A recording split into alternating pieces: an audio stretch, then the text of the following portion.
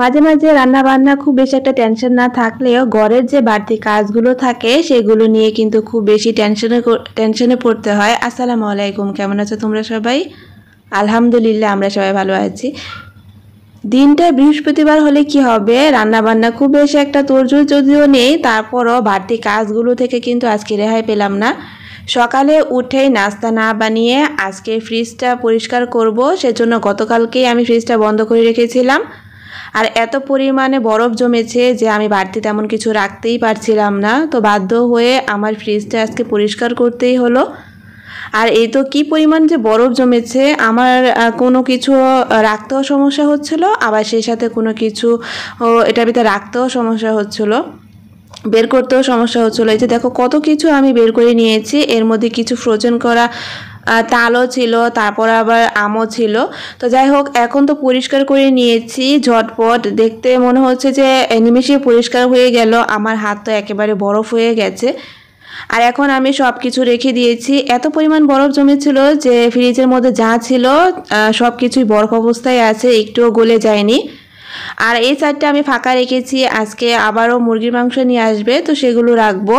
আর মাসের বাজার যেহেতু এখনও খুব বেশি একটা করা হয়নি, তো আবার বাজার করলে দেখা যাবে যে আরও অনেক কিছু লাগবে রাখতে, তখন যাতে আমি রাখতে পারি সেজন্য আরও ফ্রিজটা পরিষ্কার করে নিলাম। তো এদিকে ক্ষুধাও লেগেছে অনেক, ঘরে পাউরুটি ছিল সেগুলি ভেজে নিচ্ছি আমি, আমার হাজব্যান্ড, আর চা বসিয়ে দিয়েছি। তো এটা দিয়ে আপাতত হালকা পাতলা ক্ষুধাটা নিবারণ করি, পরবর্তীতে যদি প্রয়োজন হয় কিছু করে নিব।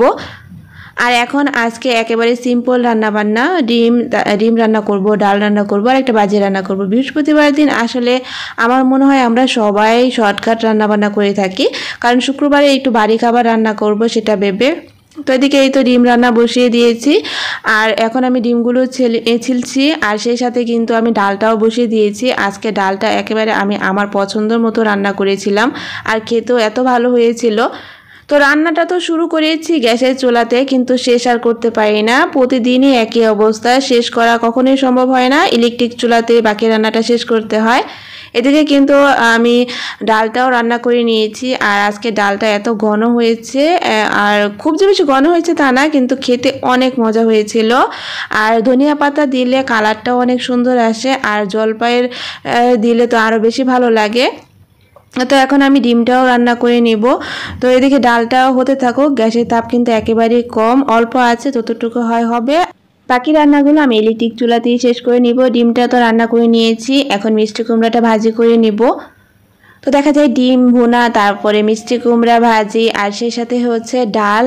আর বৃহস্পতিবারটা কিন্তু একেবারে জমে গেছে, আর সেই সাথে বাড়তি ঘরে কাজ তো আছেই। দেখো রান্না বান্না শেষ না করতে না করতে আবার মুরগিগুলো নিয়ে এসেছে।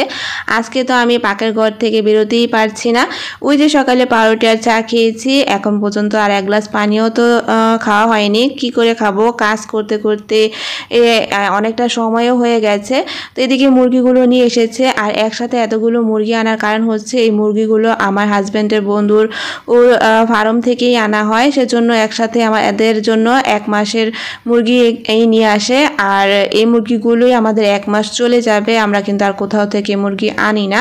তো যাই হোক, এদিকে ফার্স্টে আমি মুরগিগুলো একটু ধুয়ে নিলাম। আমি সব সময় এভাবে সিঙ্কের মধ্যে পানি জমিয়ে ধুয়ে তারপর হচ্ছে কাটি। আর বাজার থেকে যেহেতু আনা হয় না, ওনার কাছ থেকেই সব সময় আনি, আর আমাদের কাছেও ভালো লাগে। আর সেই সাথে বাচ্চারা যেহেতু পছন্দ করে, আমাদের ঘরে দেখা যায় মুরগি লাগবেই। অন্যান্য বাজার কম হলেও মুরগির মাংসটা আসলে আমাদের ঘরে লাগেই। তো এদিকে আমি পিসগুলো আলাদা করে নিচ্ছি, বুকের পিসগুলো আমি আলাদা রাখছি, আর সেই সাথে কিছুটা রানের পিসও আমি আলাদা করে রাখছি। তো এই তো ফ্রিজের মধ্যে কিন্তু আমি এখন রেখেও দিয়েছি। তো কিছুটা আসলে বরফ হলে আমি একটু ছাড়িয়ে ওই পাশটায় নিলে দেখা যাবে পরবর্তীতে আমার নামাতে সুবিধা হবে, আর বরফ জমবে না।